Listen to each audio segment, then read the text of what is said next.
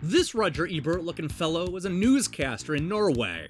He's currently talking about the new game Log Drive Runner, which recently hit Steam for $7. Believe it or not, by the time this news piece finishes, I'll have made a cameo. No, really, let me explain. Like a lot of critics, I got a code for Log Drive Runner a little over 2 months ago, back when the developer was still making changes and adding content. If I'm being honest, I didn't think much of it at the time. The gameplay was loose and the collision detection was all over the place. It felt woefully incomplete and seemed like a big step backwards for the infinite runner genre. But instead of calling it quits and deleting it from my computer, I ended up spending a few hours gunning for the #1 spot on the leaderboard.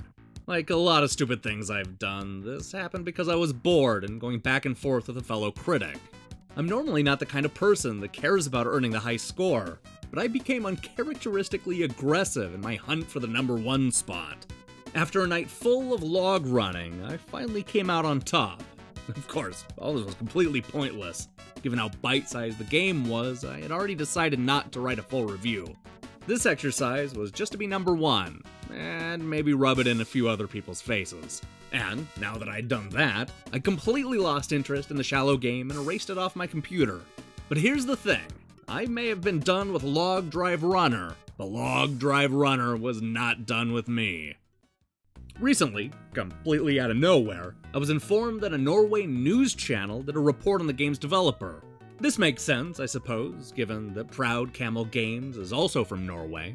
But what I didn't expect to discover is that I'd make a cameo in the news piece. Okay, so it's not really a cameo, and if you blink you'll miss it. But let's rewind the tape and pause it right in the final second of the piece.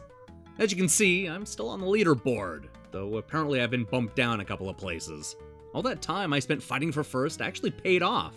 Or, at least it got my Steam handle on Norwegian television. Look, I may not know what this old guy is talking about, but I want to say thank you for giving me a way to cover Log Drive Runner.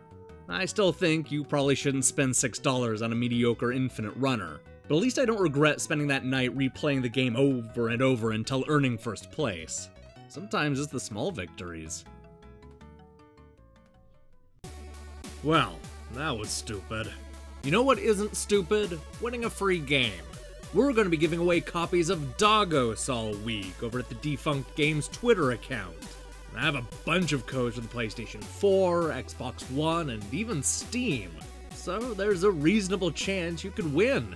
You can find more information over at twitter.com/defunctgames. The handle should be on the screen right now. Anyway, I have a bunch of reviews to get to, but no time to talk about them now. I recommend you click the subscribe button and support what we're doing here. Until then.